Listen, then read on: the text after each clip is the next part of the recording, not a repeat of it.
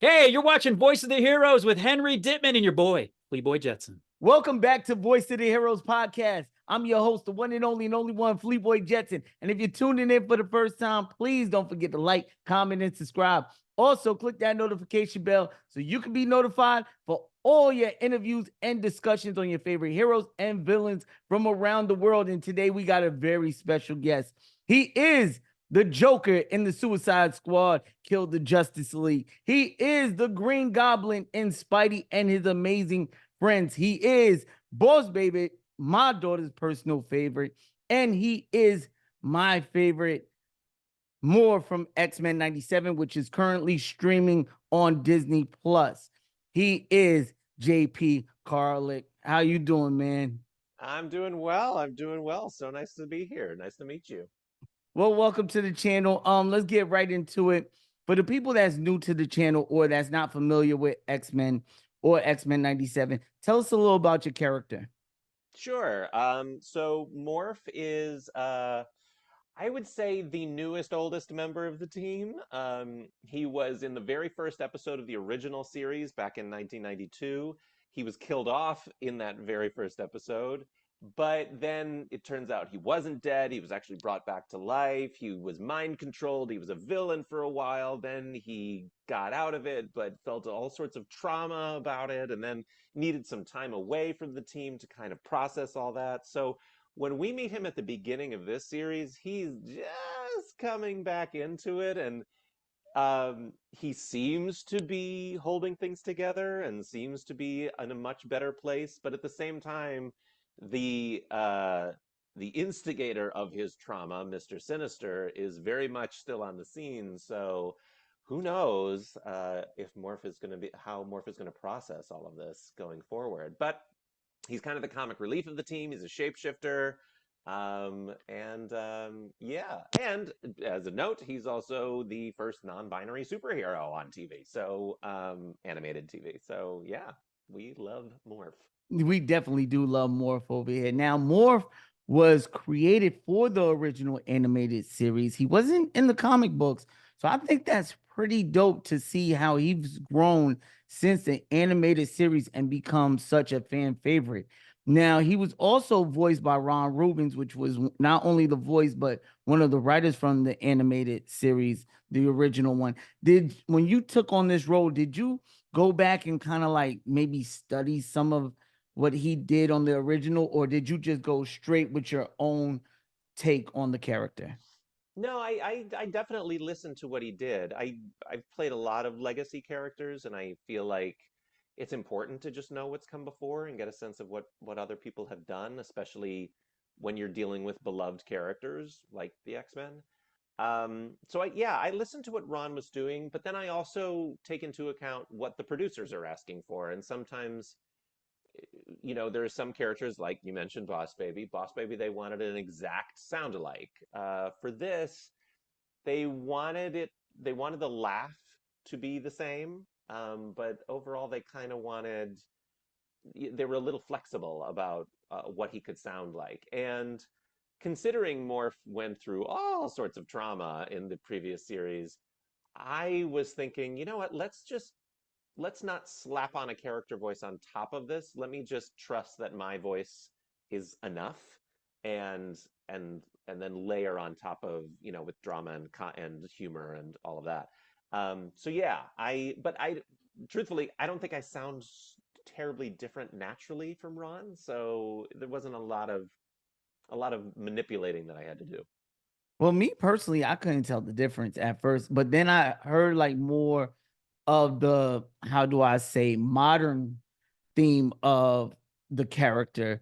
So Hmm. I kind of knew right there. I'm like, wait, hold on. No, I mean, they had, because I heard they brought back the whole original cast, but then I did an interview with Isaac Robinson Smith. He's replaced one of the old original ones. So I started thinking, like, how many were replaced and how many did come back? But I'm glad you're on the show. Much success to you. Let me ask you a question, right? What is your favorite transformation so far in the series from Morph? Um, Let me think. I just watched today's episode, so I was just like, Me too. oh, I'm still high off of that one. I was like, wait, are there any from this one that I would consider the favorite? Um, I think my favorite is when he transforms into Jean, to sort of Mess with poke, Wolverine. yeah, to poke at him. I thought that was really fun. And also, Morph is a collaborative character. Any character I change into, the person that plays that character gets to voice him. So Oh, I didn't I, know that. yeah, yeah. So it was really cool to hear Jennifer Hale do her version of Morph doing Jean Grey. It was really fun. That's Um, actually dope. yeah, yeah.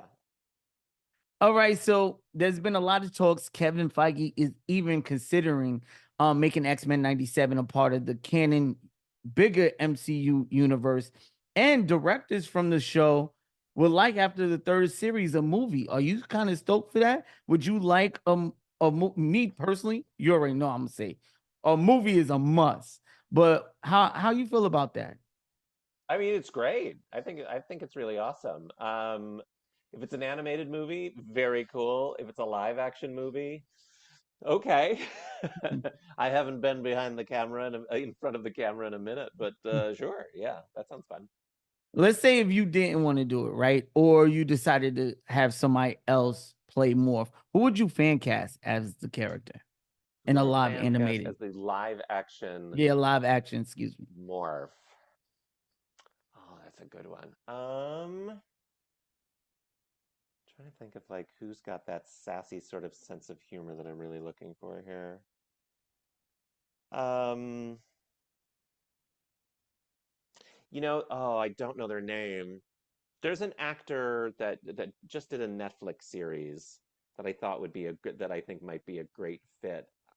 I You don't know what remember it the I series? don't oh no, I don't. They were they were starring opposite Kim Cattrall from Sex and the City. Was the like one of the leads in it. Wow, I was And just she was watching like, Sex of the City with my wife last night. yeah, No yeah, exaggeration. an executive, and he was like, and they were like her assistant. I don't know the actor's name, but them. I would say them. Well, if you know in the comment section below, let us know.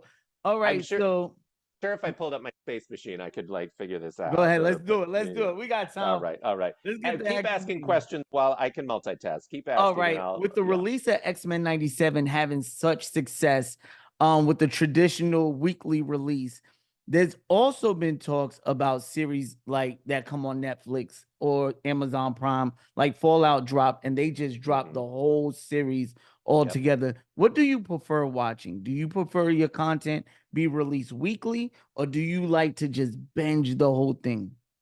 It kind of varies from thing to thing. Um, I, like there's certain projects that I just like a show like X-Men, I actually like it spacing out week to week because I think there's so much that happens in it that you need like a little time to process it.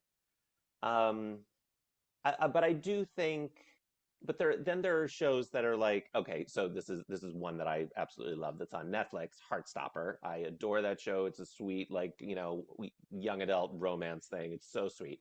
There's not like a bunch of intrigue or like, twists or like, oh no, like there's not a lot of that. It's just a really Yeah. sweet romance. So I love to just like binge the crap out of that and just watch it beginning to end. So those type of shows. But when it's shows that like have so much complexity and like the big reveal of who's the big bad, like I need a week. I need a week to Yeah, I process. think the weekly release is pretty dope because it gives you time to, go online, talk with your friends, people you don't even know. You get to have something to relate with and build up these conversations and podcasts and daily episodes of breaking down, like you said, who's the big bad, who's behind things like that.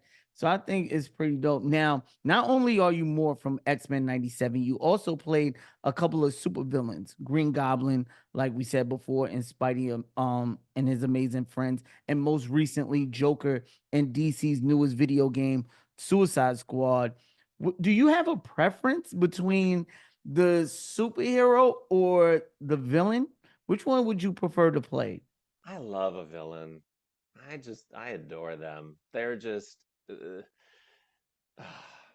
I think there's so many things that I love about a villain. Like my very favorite villain of all time is Skeletor. He's my hero. Mm. And what I think I so enjoy about villains like him is that every single episode, he gets back up, he tries again to do. I mean, I think I also played Wile E. Coyote. Same idea. Wakes up, tries again to do the same old thing, new idea, coming up with all of these crazy schemes to try and accomplish this. And then He-Man comes in and just knocks him out with one punch.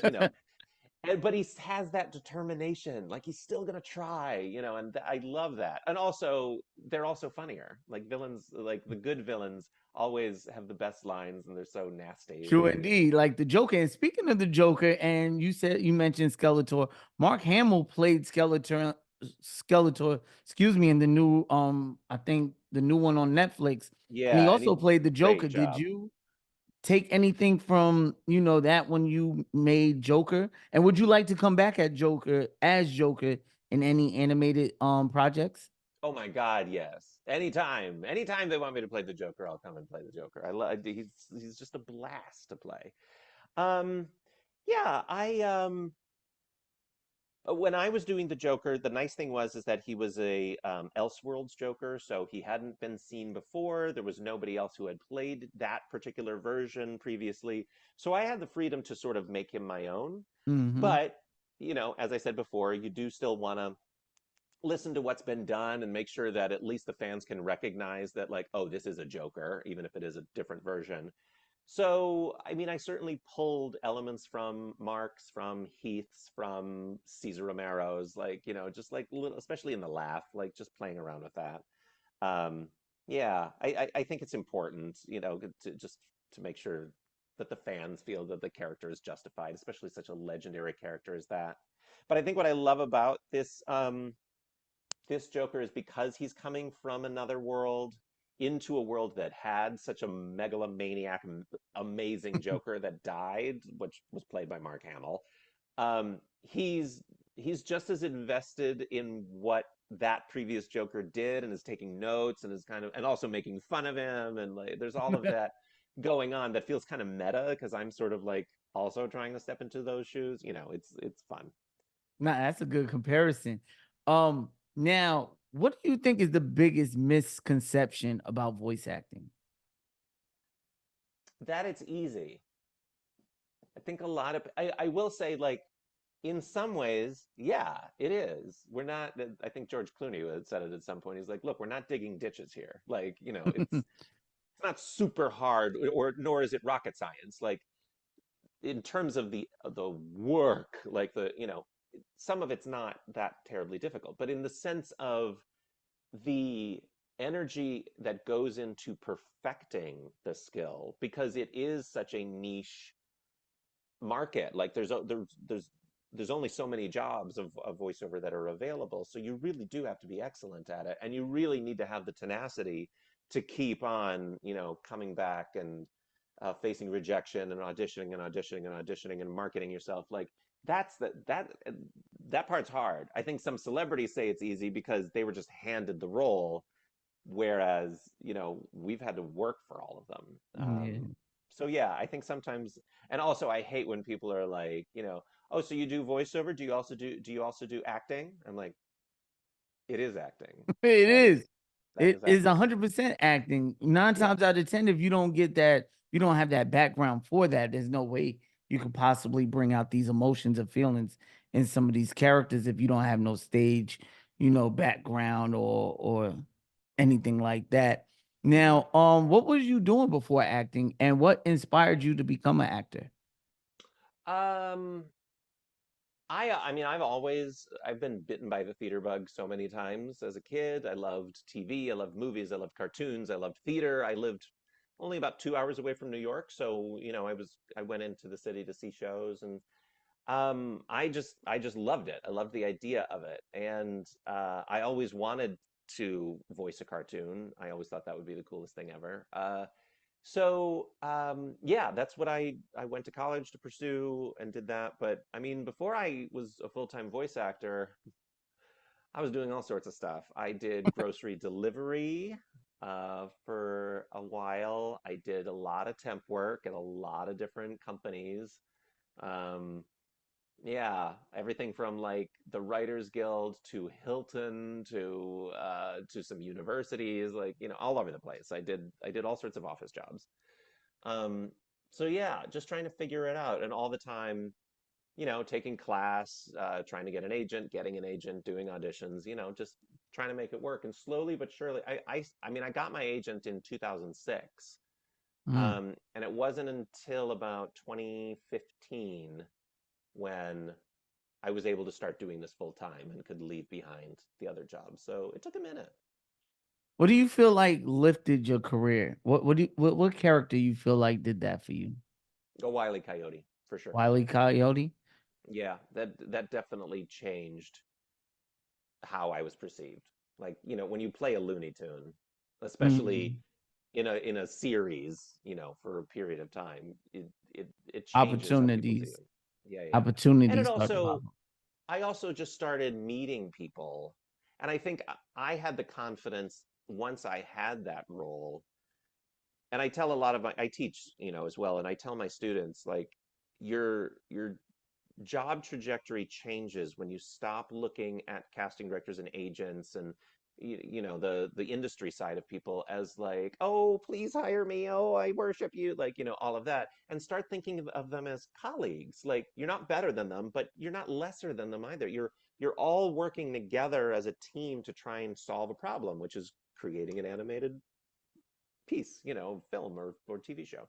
So I think once I had Wile E. Coyote under my belt, I started having that confidence to be able to approach people as like not with that stink of desperation, but more just like hey, you're an actual person. What do you like as an actual person? Oh, you like bacon. I love bacon too. Let's talk about bacon. Like, and just talk to them like a person. I Yeah. think that's so important, especially when, in voiceover, a big chunk of getting the job is just coming across as somebody that people want to work with. That, you're not a insert curse word here. Like, like, True it's indeed. True yeah. indeed. So So let me ask you, you said teacher students, right? I want to learn a little more about that because I didn't know because I know you are the president and founder of QueerVox, right? hmm And then also you're the co-founder of Nerd Votes. So I hmm know you do a lot. You must be busy half the time or or more than that with some stuff. So now you're telling me you teach. Does this have to do with QueerVox or do you have yes. something else going on? Oh, so this is Kind of both. So I started teaching. There's this great studio in LA called Real Voice LA. And I started teaching there probably, oof, almost 10 years ago, maybe at this point. Oh, so you been It's been up a there minute. for a while. Yeah, so I was and just teaching like animation, character creation type of stuff, and also doing demos with them. I would do animation demos and video game demos for people. The idea for QueerVox came along in 2021 during the pandemic, and that organization, which is an online academy and community for LGBTQIA plus voice actors, started out as just a class. It was just like, well, let me help queer voice actors get trained so that they can put themselves out there for casting and agents and all of that.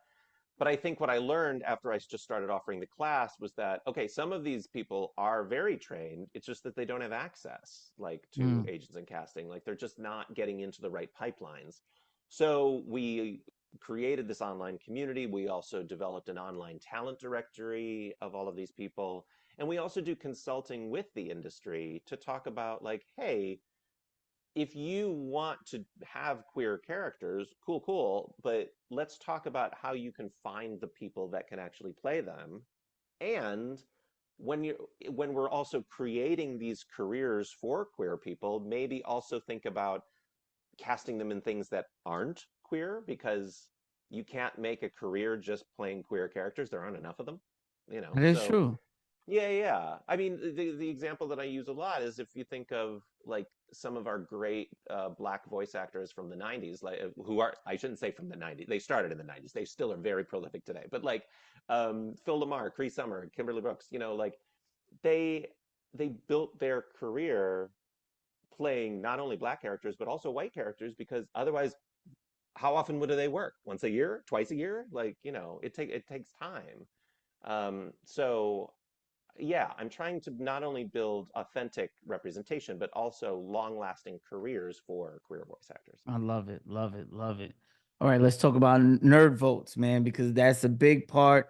Every time I go on your social, I see nerd votes, and it's starting to make me want to vote. I don't really get into the politics stuff, but I see it so much. I'm like, man, because the Oh, nerd it's so community and geek important. community, getting them Mhm. involved is such a big thing because a lot of them are antisocial, like they stay in the house, they stay to themselves. So pushing them out to go vote is a big thing. So salute you on that. Tell us a little bit about nerd votes. Yeah, so Nerds Vote was the brainchild of Courtney Taylor, my voiceover pal, who people might know from Fallout, or Mass Effect. She's awesome. And we basically started out bringing voter registration opportunities to conventions. Then we started doing, especially during the pandemic, we started doing digital outreach and getting our notable nerds, friends with a fan base, to encourage their fans to get out and vote.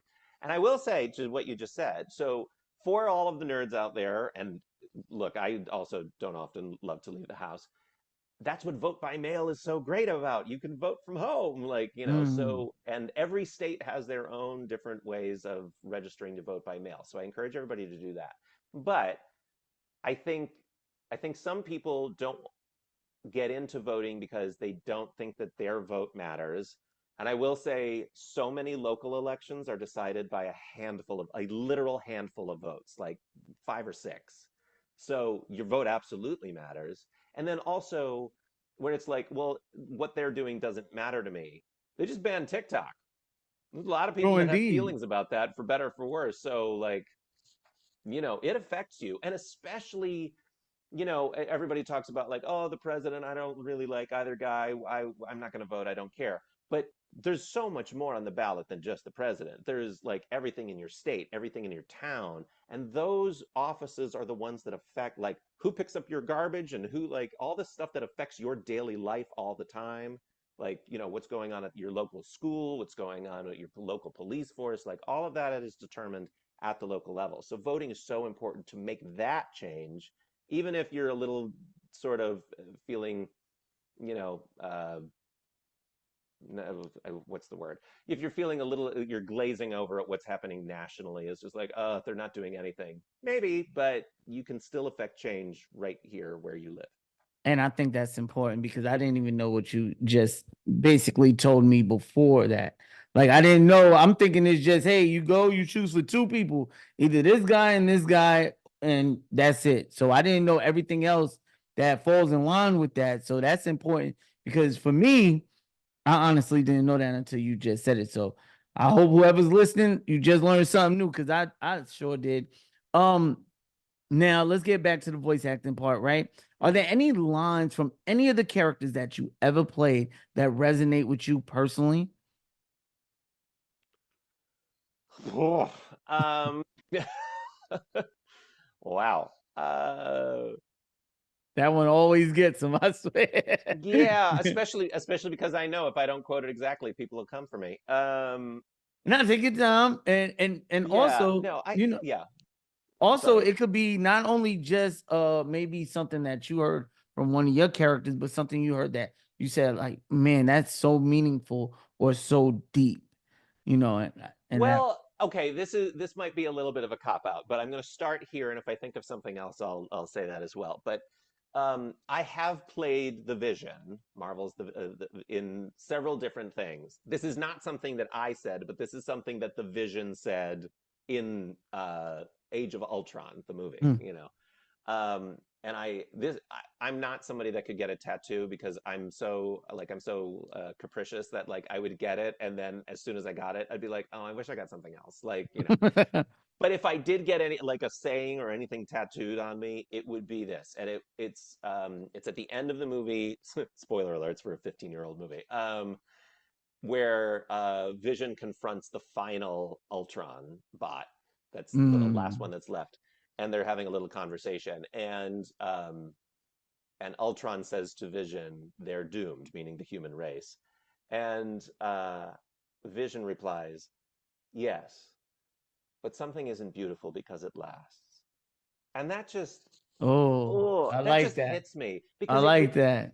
it frames so much of why we're here and what are we doing. Like, are we as a human race here so that we can look, we're all the whole planet's going to explode one day. It's going to happen, whether it's millions of years from now or tomorrow. Like, it's going to happen. So when that happens and the end of the human race has arrived, and we, step up to the pearly gates or whatever ends up happening, and they like ask us, okay, how do you feel this went?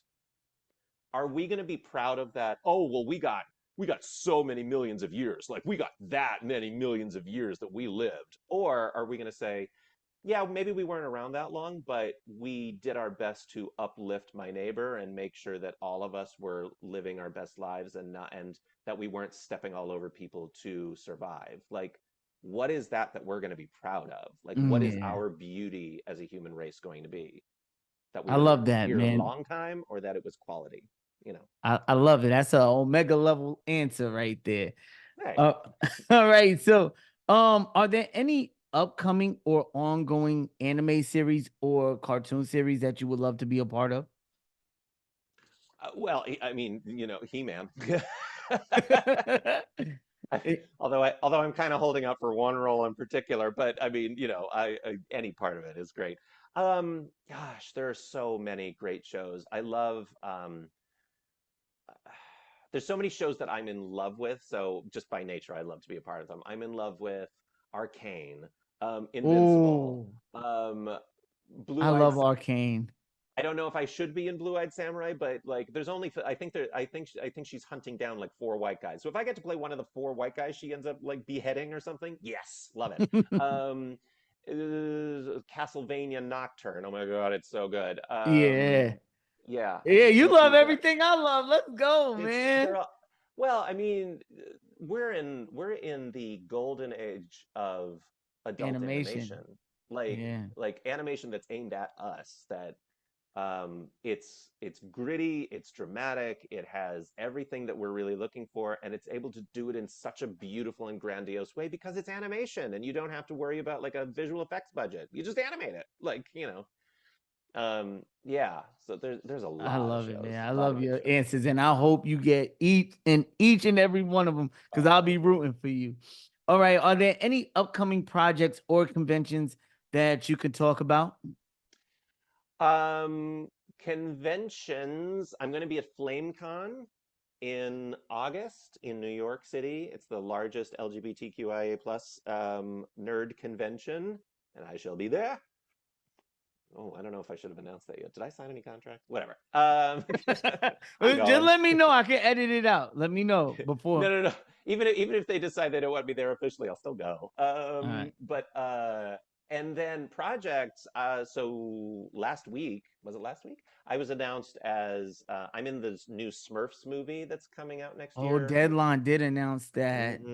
That I did Rihanna see that. is producing, and she's writing all the music for, and she's also playing Smurfette. So yeah, Oh, I'm that's gonna be awesome, man. Congratulations. thank you. I'm really looking forward to it.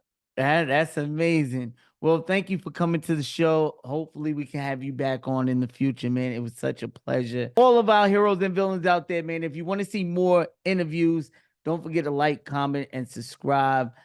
Heroes out. Sing it with me, pretty Cali, pretty